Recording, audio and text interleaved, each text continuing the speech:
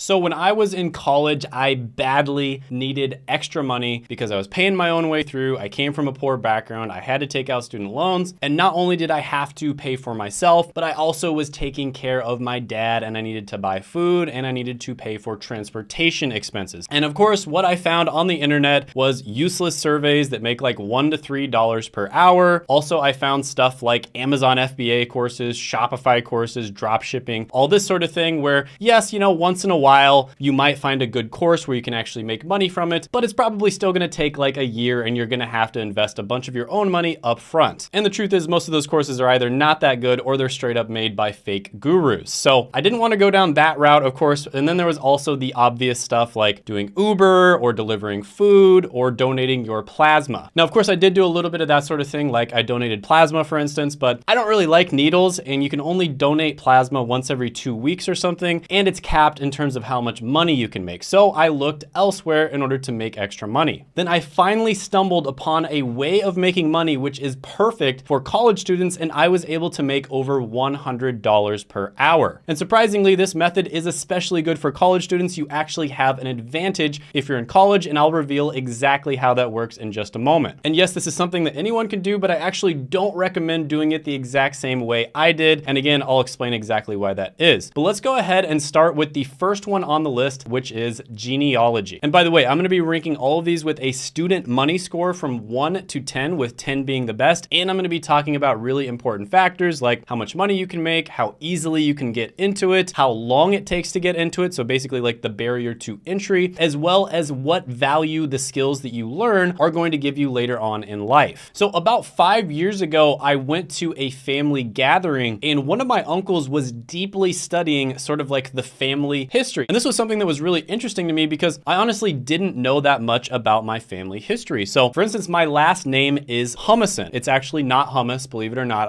That's just my nickname here on the channel. It's Humison, which means son of hummus. So I always thought that I was sort of like a Viking ancestor because that's very common with people of Scandinavian descent, right? So son of Peter is Peterson, Johnson, etc. But what I found out is apparently some of my Viking ancestors actually went to Scotland and decided to settle there. And all of this was found out by my uncle, who did extensive research on this sort of thing, and he hired a bunch of people to help him. And the people that he hired were genealogists. And believe it or not, it's actually not all that hard to get into genealogy. So for instance, these types of jobs can be found on different freelancing sites like Upwork or Fiverr. And oftentimes you might even get hired by somebody to investigate their family. And in some cases, if you're already in a family where there's a lot of people who are interested in this, they may fund your investigation. Now, if you look at Glassdoor, genealogists make about $80,000 on average, which is really good. And this is something that you can actually do part-time while you're still in school. And many of the requests that you get when it comes to genealogy are going to be incredibly simple. It's basically just looking people up on a website. Now, some of the requests are going to require a lot more investigative skill and a lot more time. And in those cases, you'll probably make a lot more money. But yeah, this is actually a really good one, and I'm going to give it an 8 out of 10 money score. Next on the list is going to be tutoring. And this is one where when I was in college, I actually started doing this. So when I was in college, I wanted to become a pharmacist. And in order to get into pharmacy school, I had to take this test called the PCAT. That's the Pharmacy College Admissions Test. Now, I ended up studying extremely hard for this test. I also did a ton of research to figure out what the best resources out there were, because to be honest with you, a lot of the resources that most people were studying turned out to not be very good. So I ended up taking the test. I scored extremely well on it. I almost had a perfect score. And my study partners that I was studying with told a bunch of other people about my score. And all of a sudden, I started getting hit up by a bunch of people who wanted me to tell them how I scored so well on the test. So the first few people I went ahead, I told them everything I knew for free. But it got to the point where there were so many people asking for my time that I started charging money. And at first I wasn't charging all that much money at all, $30 an hour, something like that. But then as more and more people asked me, I started charging more and more money. And eventually it got to the point where I was charging over $100 an hour. I believe the best that it ever got was about $180 an hour I was making. And all of this was because I scored really well on a super random niche test. Now, how does this apply to you? Well, if you have taken a test like the ACT, SAT, and you've scored well, this could be really good for you. But how about AP tests or IB tests in high school, right? So let's say you took the AP chemistry test or something like that, and you scored really well on it. That's something you could tutor people for. Or let's say you got into a college that a bunch of people want to get into. That's another thing you could tutor people for. Or let's say you're taking the MCAT or the LSAT because you want to get into medical school or law school, that's also something you could tutor people for. And also, if you're good at a subject that most people aren't good at, like mathematics or organic chemistry, again, that's something you could charge a lot of money for. And let's say you're not good at any of that stuff, at the very least, you can tutor people in English, because I assume that you are listening to this, you can understand English, and you can get paid pretty good money for that as well. So yeah, tutoring is a phenomenal way to make money in college, maybe the best possible way. You can make money right off the bat doing this. This gets a 10 out of 10 money score. Next on the list is going to be an online influencer. And this is one that I see around on YouTube quite a bit, of course. And of course, this is something where I started it myself. The first video that I ever uploaded to YouTube was all the way back in like 2010. And I played this game called RuneScape. Now, a lot of people might know RuneScape. I was really into it for many years. I probably wasted a lot of time on it, but there's also a lot of good memories I had there. But yeah, I would PK people on RuneScape, which is basically where you fight other people. And then I would upload those videos to YouTube. Now, I never planned on becoming like a famous YouTuber or anything like that. I basically just did it for fun and to be able to show my friends some of my best PKs. And I didn't start making any real money on YouTube until about 2020, right? So this is something that I did for a hobby. I also watched like thousands of hours of YouTube. And then eventually I started doing it myself and I ended up making money from it. Now, one thing that I will say is there has never been an easier time to become an online influencer. It is much easier now than it was 5 years ago, for instance. And there's also never been an easier time to actually make money as an online influencer. Most of the time, in like 2015, for instance, people who uploaded videos, even the ones who were extremely popular, were not making enough money to actually quit their job and do it full time. But now it's actually quite easy for you to do this comparatively. But with that being said, this is not something that you can do very easily. But there are going to be some people watching this video that are in a position where they would be able to grow relatively fast. And let me tell you who those types of people would be. So I've seen a lot of people who, for instance, go to Ivy League universities, leverage the fact that they got into an Ivy League university to grow their channels extremely quickly. So for instance, let's say you're watching this and you're going to Yale, Harvard, Princeton, etc. You can go out and interview people from Harvard and upload those videos on YouTube, do some pretty good editing, and there's a very good chance your video is going to get a lot of views. Another thing you can do is talk about how you were able to get into an Ivy League or prestigious university. You can also do like a day in the life of a Harvard student or something along those lines. Same thing goes if you're a medical student or a law student at a prestigious university. And same thing goes if you're watching this and you're like a doctor or something like that. It's actually extremely easy for you to grow a channel if you do it in the right niche and you're in the right situation. But yeah, I have to be honest with you, this is one where you're probably not going to be able to make money right away. So for that reason, I'll give this one a 6 out of 10 money score. One where you can make money right away though is content writing, and that's the next one on the list. Now, one thing I want to say about content writing is, in my opinion, all good content online, whether it's video, podcast, audio, etc., comes from good content writing. That's right. I hate to burst your bubble. I hate to tell you that Santa's not real, but most of the videos that you watch online are relatively planned out. You know, I have a script right here for this video, for instance. Mr. Beast probably scripts like 99% of the stuff that happens in his videos. And in order to do that, you have to have a team of content writers. Now, it's very difficult to find people that are able to write scripts for YouTube videos because it's such a niche skill. It's different than any other type of writing, and there's some specific things you need to know in order to be successful with it. But it's not just YouTube. You can write blog posts, articles, you can write for a newsletter, for instance. There's all kinds of other ways that you can do content writing. Now, there are a ton of testimonials from people who make full-time living from content writing on Reddit. I'll have some of them pop up on the screen. You can pause the video if you want to check them out. But this one is great because you can make money pretty much right away. You can do it in a job, like work for a website. You can do it as a freelancer. And then down the line, once you learn these skills, this is going to help you start a successful online content business. So this one, I'm going to give a 9 out of 10 money score. Next, let's talk about graphic design. And the story I have for this one is a few months ago, I met a big YouTuber and I was picking his brain on how he made thumbnails. And he told me that he makes something like 8 to 10 thumbnails for each video, right? He makes like 8 to 10 thumbnails and then he picks one of them for the video. And then, you know, sometimes he might switch it out if the video is not performing well. But this is how important thumbnails are on YouTube. And who creates thumbnails? Well, graphic designers do, of course. Now, graphic design is something where you need to niche down, right? You can't just be a generalist. You want to be a specialist and do something like thumbnail creation, for instance. And for the example of thumbnail creation, a thumbnail can literally make or break your video, right? So someone like Mr. Beast, for instance, if his thumbnail has like, I'm just gonna make this up, but like an 8% click-through rate versus like an 8.5% click-through rate might be the difference between getting 10 million views and 100 million views. And the reason for that is because MrBeast is competing with all of the other challenge channels who might have a slightly better thumbnail. So if you can make the thumbnail just like 5 or 10% better, get 5 or 10% more people to click on it, that is the kind of difference that you can have. But with that being said, this is one of those skills that does take a long time to learn and master. This is not something you're gonna get good at in a month or 2 months or 3 months. It's probably gonna take you 6 months at least to get really good at thumbnail creation. So for that reason, I'm gonna give this one a 4 out of 10 money score. Next, let's talk about digital marketing. And this is one that I talk about quite a bit on this channel because it's such a good career path for people to go down. And it's especially good for people when they are young. So I have literally interviewed like dozens of people at this point on the channel who have been able to get digital marketing jobs without the need for a college degree or previous experience. One of them was James, who was able to land a job as a 16-year-old. And of course, there are a bunch of different digital marketing niches that you can go down. So some of the biggest ones are gonna be SEO, which is search engine optimization. There's also pay-per-click, there's copywriting, etc. And this is one of those skills where it can be really good as a side hustle, can be really good in freelance, and it can be really good to get a full-time job. And the thing about marketing, and specifically digital marketing, is they tend to target younger people. And so people that are young tend to have a better idea of what type of content, what type of creative is going to appeal to people from their generation. And so younger people do tend to be a little bit better at digital marketing, and that gives them an advantage. So yeah, this one is phenomenal. I'm gonna give it a 10 out of 10 money score. Now, before I go to the next one of the things I wanna let you know is if you know a friend or a family member that is maybe going down the wrong career path, they're getting like a useless degree, something like that, or they're just confused about what to do in life, or they have no idea what they wanna do, definitely share this video with them. And the reason I say that is because I was talking to a YouTube specialist the other day, and they told me that my channel has a weirdly large amount of people who share my videos in places like WhatsApp or Facebook Messenger. And I think that's really cool because this is kind of like a grassroots movement. People see videos like this, they see that they're super valuable, I'm actually giving you really good career advice, and they share it with other people. And if you did get this video sent to you by somebody else, go ahead and comment down below and let me know. The next one on the list is going to be an IT help desk specialist. And this is another one where you can get into it extremely quickly. I just did a few interviews on my channel where someone was able to get into it in 14 days and 10 days. And the guy who was able to land this job in 14 days did it without using a computer. That's right. He actually got the job with just an iPad. And one thing I've talked about on this channel quite a bit is the technology industry is probably the best industry that you can possibly work in. I mean, the pay is great, the job satisfaction's great, you can get a remote job easily, the work-life balance is great. I mean, just everything is amazing in the tech industry. And this is probably the easiest way that you can get your foot in the door with your first entry-level job. And then from here, you can move on to all kinds of other jobs. You could move up in IT, you could go to cybersecurity and then software development, and then you could get into tech sales, all kinds of different options. Once you've got your foot in the door in the tech industry, it's very easy for you to move around to other positions. So yeah, IT help desk specialist, awesome career to get into. There are many people who actually do this while they're still in college, and a lot of them end up just going ahead and quitting college because this is just a better option. So I'm gonna give this one a 10 out of 10 money score. Next, let's talk about video editing. And this is a super valuable skill, but I'm gonna preface this by saying that you need to be really good at whatever video editing that you do. So for instance, if you are a specialist and you only edit YouTube videos, you really need to be good because the truth is, if you're in the United States of America or Britain or Canada watching this, there are many people in other countries that have lower cost of living that are also really good at video editing, right? So business owners out there, are they gonna hire somebody for like, $3 an hour who's really good at video editing or $30 an hour who's really good at video editing? I mean, which one do you think makes more sense? So if you wanna be competitive, you really need to niche down. Just being a YouTube video editor is not enough. You want to also be what's known as a retention editor. That's somebody who is really good at increasing the retention of a YouTube video. And if you wanna go even further, what I recommend doing is niching down into a particular niche on YouTube. So for instance, you could edit videos for the personal finance niche. Every single niche sort of has their own meta or feel to it. Like there's certain niches where comedy is a good thing, like all the different channels kind of do comedy. There's certain niches where you don't really need to add comedy. So learning the nuances of each of these niches are going to make you more valuable as a video editor. And you could also probably start off on TikTok or Instagram, something like that, doing the more short form stuff. But with that being said, to get really good at this is going to take a ton of practice. This is not something you can do super fast. So for that reason, I'm gonna give this one a 7 out of 10 money score. Next one on the list is going to be web design, also known as UX or UI design. So this is exactly what it sounds like. You're basically going to be designing what a website looks like or what some sort of software product looks like. Now this one is relatively easy to get into. You do not need a college degree to get into web design, but with that being said, it's not going to be super quick. One really good way to sort of dip your toe into this and start your portfolio would be to take one of the Google Professional Certificates. They're like $39 per month. I talk about them in other videos, and they're a great way for you to kind of put your, just dip your toe in without having to spend a bunch of time, effort, and money. So as a web designer, you need to understand the artistic side of things, but you also have to understand the analytical side of things as well. So for instance, you might do split tests where you put the buy button on the left side of the page and then you put the buy button on the right side of the page, and you notice that for whatever reason, when you put it on the left side, 10% more people buy it. And that kind of thing can make a huge difference in a company's bottom line. So although I do really like this job, you can do it freelance, you can get a job.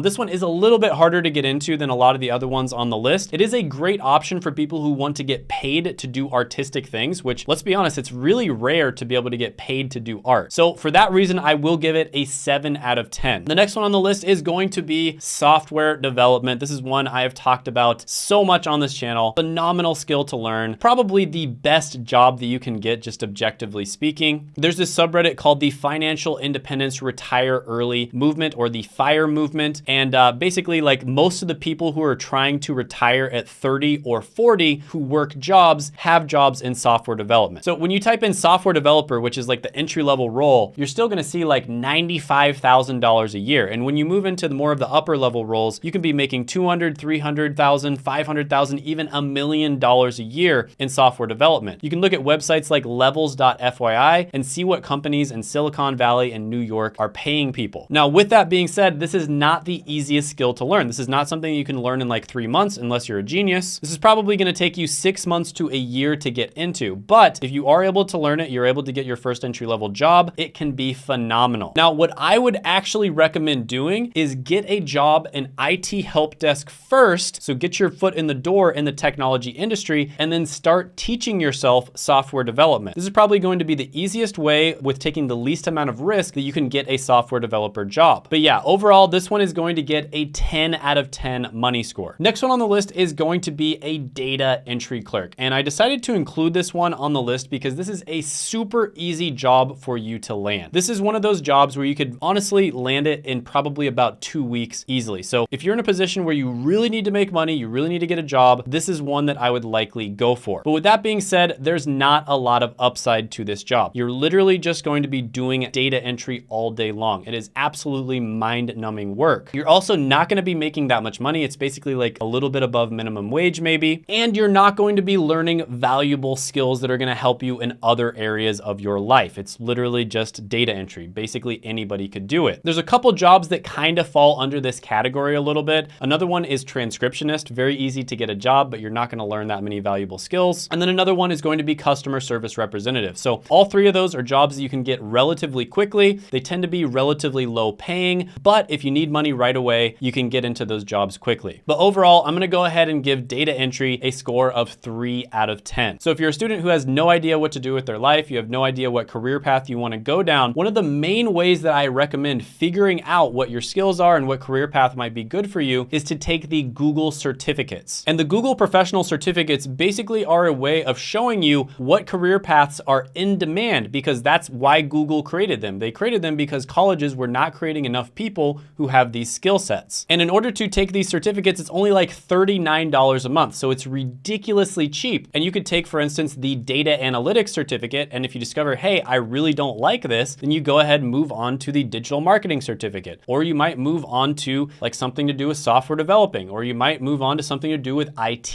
And eventually you're probably going to find something that you actually enjoy and like. And these certificates will look great on your resume. They'll really make you stand out against other students. And I actually made a video on the top 5 Google Professional Certificates, which you can check out right here.